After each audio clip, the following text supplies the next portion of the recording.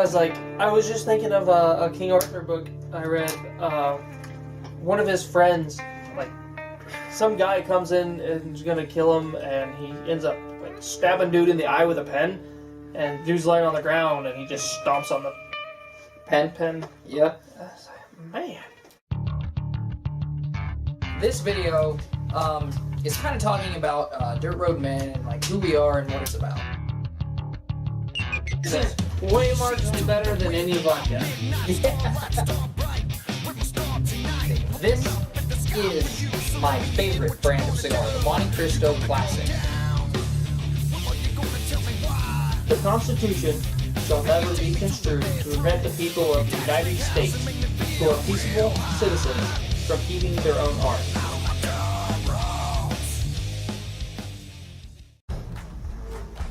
Hey everybody, I'm Zach. I'm Jake. We are the Dirt Road Men.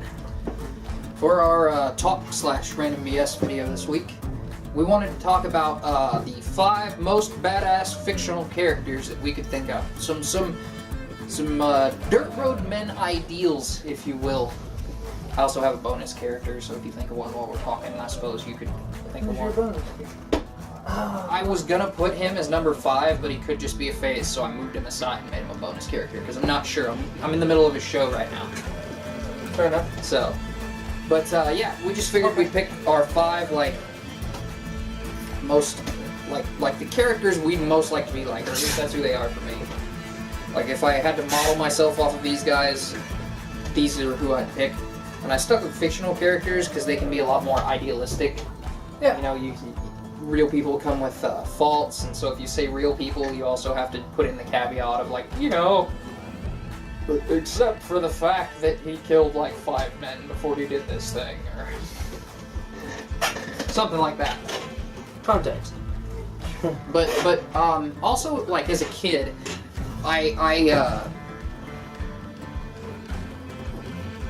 dad's a great guy, but as a kid, for various reasons, I had daddy issues, if you will. I didn't like him a whole lot when I was between like 9 and 15, 14 maybe. 14, I started kind of giving him a chance, but I didn't fully trust him again until I was like 15. And there are various reasons for that. It's not 100% his fault, but he's definitely not at fault either. And so I based a lot of like who I am off of characters that I read about or saw in movies that I thought were very virtuous, and I kind of mapped them. And I wouldn't be surprised if you had to do something similar, seeing as I know you had your grandpa, but you didn't really have a father figure yourself. Yeah, not for a while. Yeah, because I don't even remember you hanging out with your dad until we were older, like fifth grade or later.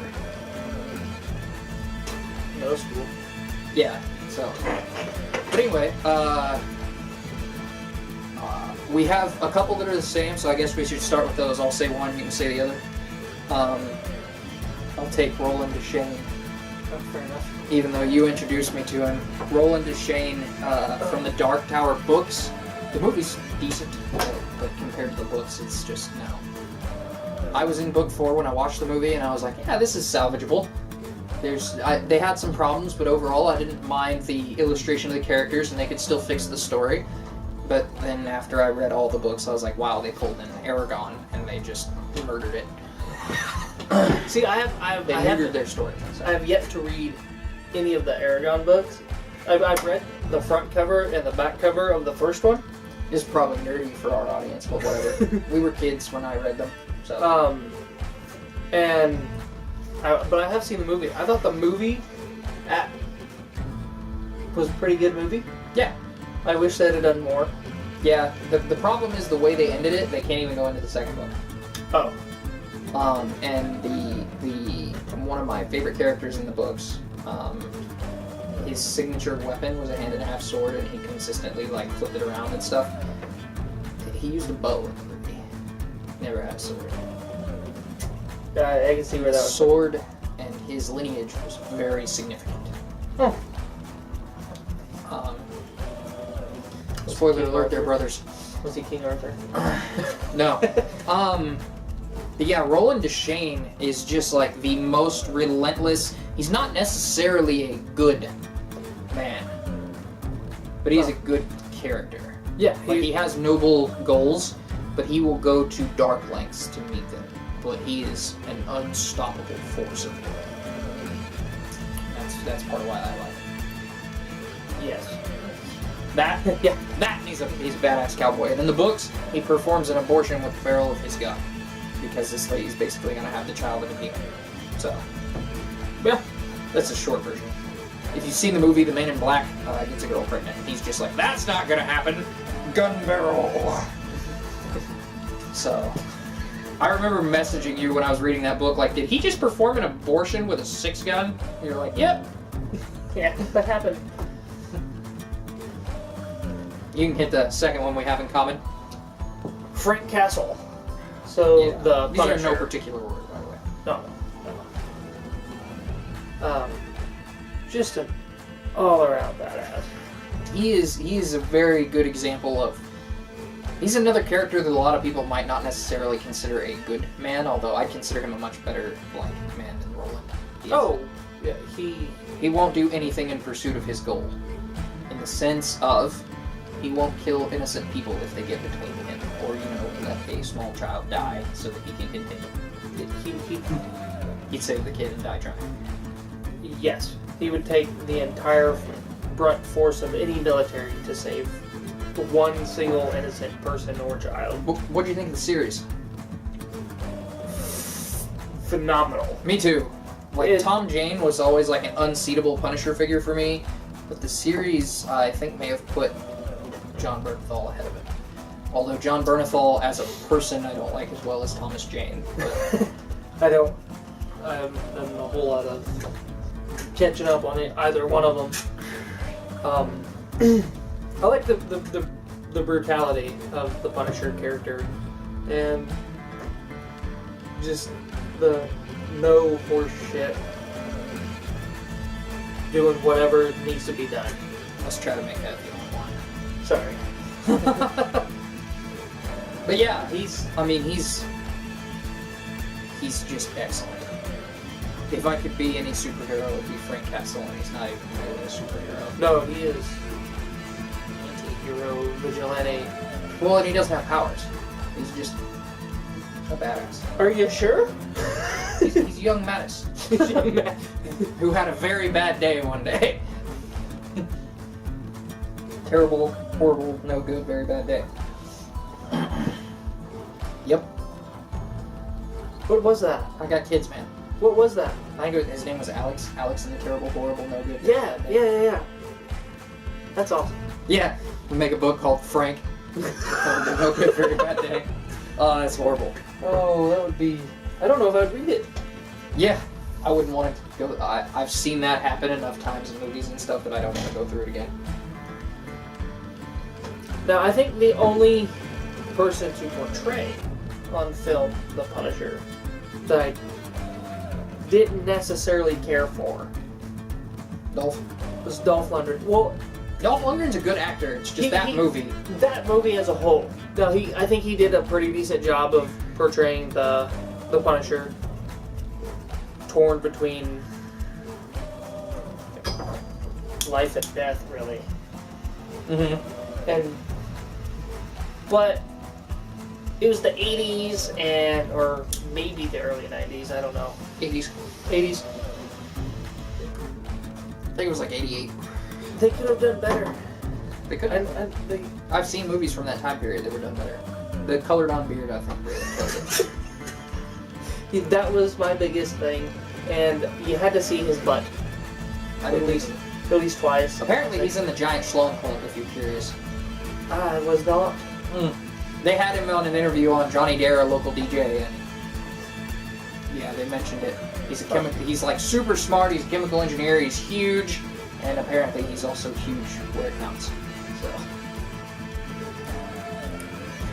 But the next character I have on my list is different from yours, and he might be my favorite on this list, is Roarin Stronghammer from the Eragon series. Now, I know I might be getting a little nerdy here, but I read these as a kid, and I really like dragons and fantasy stuff. And I read a lot. I read a lot more as a kid, also. I gave my brother the game system so he'd shut up and leave me alone. I stuck to books. I remember in 4th grade, I don't know if you remember this, our teacher, Miss Stites, stood up and she's like, hey, somebody didn't put their name on this. Who read 460 minutes last week? And everybody just kind of like looks around, and I had to walk up there, and even like Madison Dennis, who read more books than anybody besides me, was like,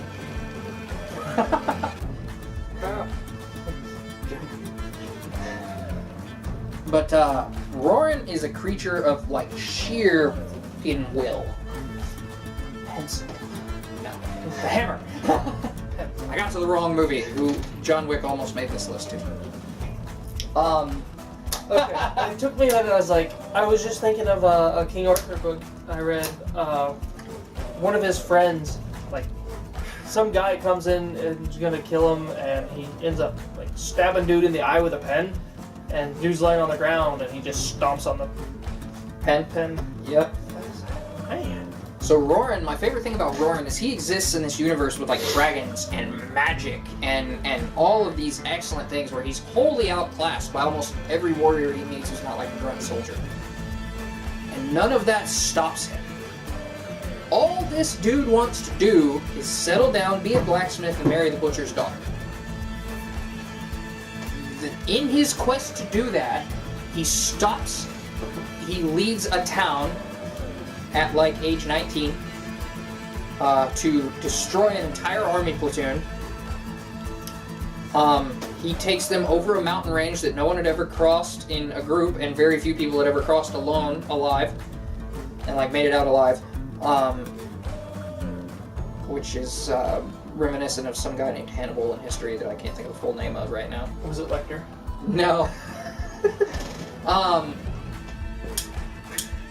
In his quest to do that, he moves them over a mountain, the whole town, steals a boat, sails all the way down to get to another country where they will be safe from their tyrannical king, accidentally sails into the middle of a battle, the first battle of an insane epic war, and his cousin, who has a dragon and knows magic and has a magic sword and all this stuff, is fighting some wizards.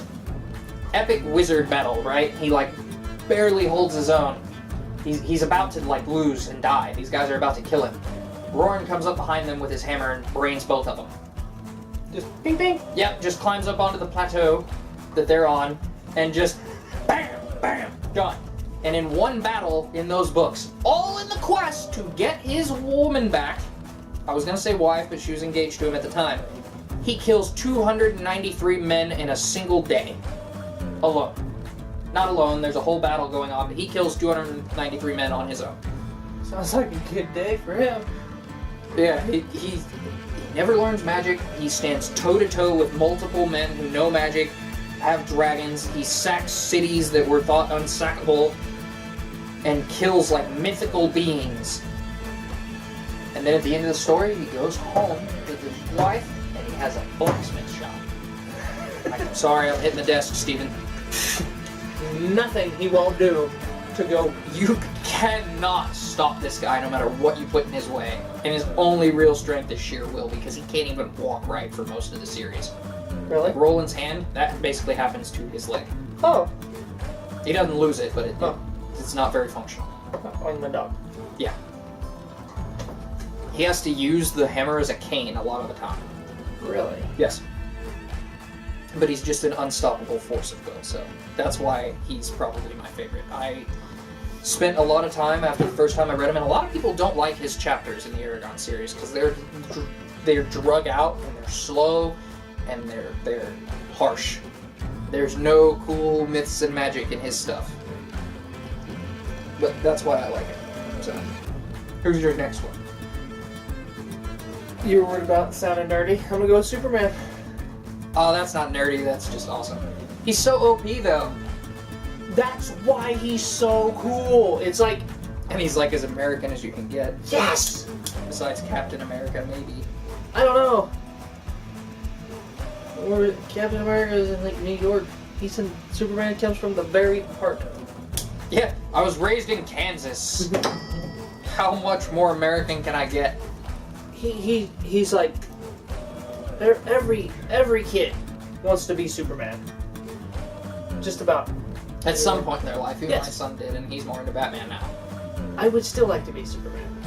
I don't think anybody would turn down the option to be basically unlimited. My favorite meme concerning Superman was a meme right after Justice League came out. And it was like, Justice League at 100% capacity or 100% power, and it was all of them. And it was like, Justice League at 99% power, and it was just Superman. Yeah, because eventually... I think that movie's many faults. That's his biggest fault, is like, once Superman comes back, you know it's over. Yeah. And you know he comes back, he's in the posters and everything else. Once he's there, you just know they've won. Yes. Yeah. I've yet to see the movie, so... I know. And it has its problems, but that one was what sucked a lot of the wind out of it, because you're just like, it's over, they win. So, but yeah, Superman's a good one. My next one, and you were a little bit jealous of this choice, Yeah. was Raylan Givens from Justified and the Fire in the Hole and Raylan book. I've only read Fire in the Hole, I haven't read the whole Raylan book. Fire in the Hole is a short story, so. How long is the Raylan book? Considerably longer, I'm not sure how long, but it's a whole novel, unlike Fire in the Hole. Okay, cool. Fire in the Hole pretty much ends at episode 1 mostly, but there are more events that happen in between the beginning and end of episode 1 in Fire in the Hole. But it ends when he shoots Boyd at the dinner table. So. I haven't seen the last season.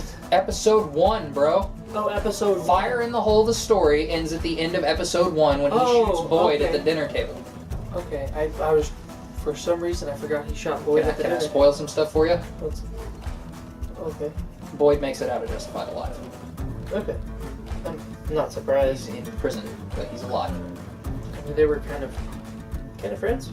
Sort of. They actually, the last line they really speak to each other is he comes down there to tell him that somebody he gave a damn about that was still out is dead.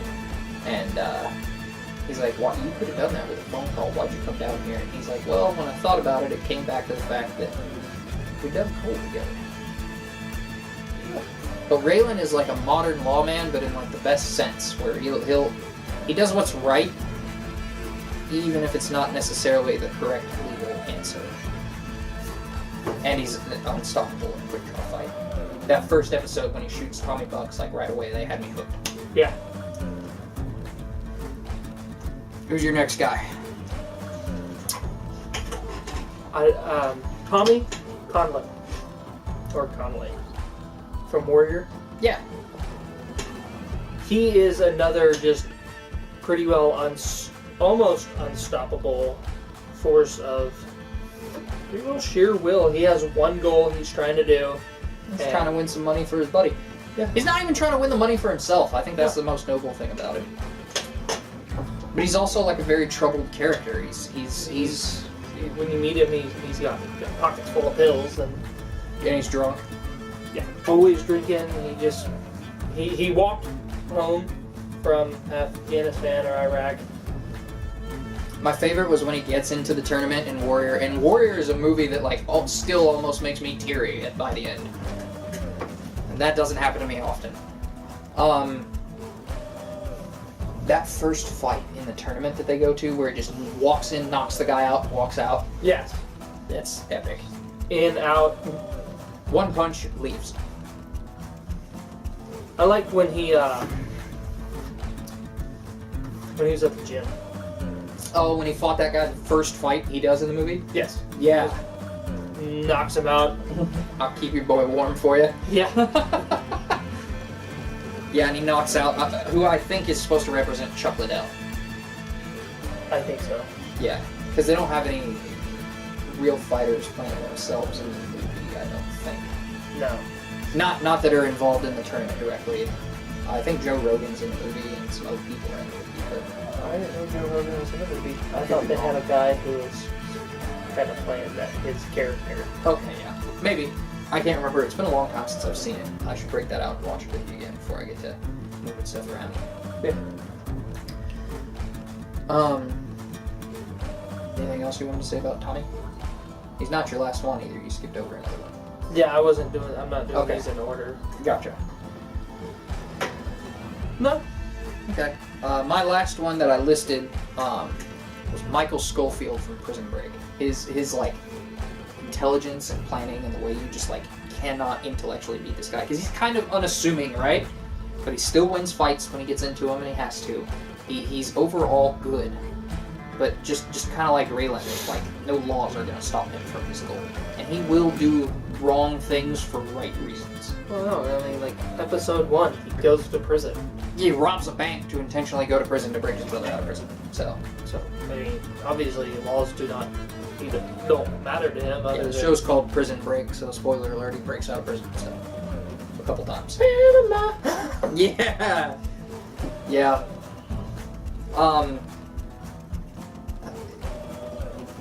Of anybody on this list, I feel like I have the most chance of being like Michael Schofield if I want to be like anybody. Don't go to prison. So. But I might to get you out if you were going to get executed. I shouldn't put that on tape. I wouldn't make it to a holding cell. Fair enough, but anyway. And that was my last guy, and I think that kind of justifies it. If you've seen the series, that's the best way to understand Michael Schofield. He's just excellent. Even though it turns out that like half the reason he's intelligent is he has like a brain condition. Oh. What about your last guy? James Howlett, Wolverine. Yeah. Although he is Canadian, he makes up for it. Your country needs you. I'm Canadian. Yes. Now, I'm curious. Is it movie Wolverine or comic book Wolverine? Because they're a little different. Comic book Wolverine's a lot darker. Probably the comic book. He becomes Death at one point. Makes sense. As in the Horseman for Apocalypse. But I'd believe it. yeah. I mean, who better to go and kill a bunch of people? Yeah, and he's like basically and Logan, I think, is like the best superhero movie of all time. So, to date. You like the second one more, don't you?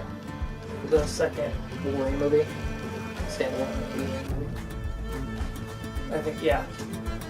It's hard for me to keep track of which one was which. That's where he goes to Japan. Yes. I like that one a lot more. A lot more? It had... I don't know. It's hard to pick, and it's hard to tell why. It's just, I think I liked it a bit more. Fair enough. Maybe because he doesn't, die at the end? I think they could have very easily done something like you just hear Ian McKellen, his voice in the background, and then Suck all the metal out of him. yeah, and I think his body would have just, hey, we're not trying to fight this thing, it's killing us. That was another movie that made me almost teary when Xavier died. Okay. That was hard for me to watch. I don't know why. Probably weird. When did the first X-Men movie come out? 2000. 2000. Yeah, I was About 8. 9. Probably 8, because I turned 9 like the last day, basically, in 2000. Yeah. Yeah. So I think that kind of rounds out our list. I did have a bonus character. He almost made number 5, but he could be a phase, because I'm in the middle of his show. I said this at the beginning. Walt Longmire, another lawman, Raylan Givens kind of style character. I don't think his show is, now I'm not all the way through it, so I don't know, is as good as Justified, but it's just because like his first season is really kind of rocky for me. But he is awesome. At one point, and I know you haven't watched the show, at one point he's trying to get a murderer, and this murderer is with his murderers by tying dudes up and tying stake to them and leaving them for a bear. And what he knows is a bear's territory. And this guy's trying to save the bear from getting put down, and Longmire knows what this guy did, but he can't prove it. So he has to make the guy confess. He does it by putting the bear in a truck and driving the bear to the man's house. And going, you haven't, as long as it takes me to open this cage to tell me you did what I know you did. And then when he opens the cage, like the dude confesses and he still opens the cage, and the bear's so non-aggressive it doesn't even go after either of them. It just wanders off into the woods. It literally just went after the dudes because they had, stake on them. Wow. Man, this was a minor inconvenience. Now I gotta walk home. Yeah. Man. But Longmire does a lot of that, and the show kind of, I mean, it's a spoiler for the first season, but the show's over and it's 6 seasons. The show pretty much revolves around the fact that his wife was murdered. And even though he's a badass sheriff, and they kind of have like the case of the week thing going on too, right? Him chasing down everything to do with that and the lengths he is willing to go. But I also like him because he's a very well-read character, and Raylan reads books too, but they barely touch on it in the series. Walt, he quotes books a lot. In fact, to tell a guy to get out of town, he quotes the Iliad. Oh. Which is about as classic as it gets. Talking about how Achilles told Hector to get out of town, and Hector didn't, so he murdered him and drug him through the streets. And if you've seen Troy, you should know this too. He's like, and he could have avoided all that if he would have just got the hell out of town. And then he leaves the guy's hotel room. Subtle. Yeah! So, I think that rounds it out, but I think that kind of gives you an idea of like the type of men that we strive to be and the type of men that we admire. So, I thought that was a good reason to do this as a talk video. Oh, one of mine kind of didn't match the others. Wolverine or Tommy? Superman? Superman? Oh, yeah, okay. I mean... I was gonna say, I wouldn't think Wolverine stands out. I was gonna argue with you about whether or not they stood out. So... No, Superman pretty well stands out. Also, completely unrelated fun fact, I just got a message from an anti-gun friend of mine who acknowledged how badly I smoked this dude in a pro-gun anti-gun debate earlier today. We talked about this particular anti-gun friend. But Oh, okay. yeah. I actually wrote like an essay that I'm going to turn into an article for our website that I know I said would be live already, but should be live shortly. The only reason it's not live is I felt bad because I didn't have all our videos over there yet. But it will be live soon, and then we'll have some products if we can quit hitting some snags. Like 90% of our product is here and done. But we'll have it up for sale for you guys. It's a very limited run, very limited supply. We may do pre-orders once we have them, even though we're going to be still ironing out some details, just to gauge how they're going to sell and see if we should order more. And we're offering them relatively close to what it's costing us to make them.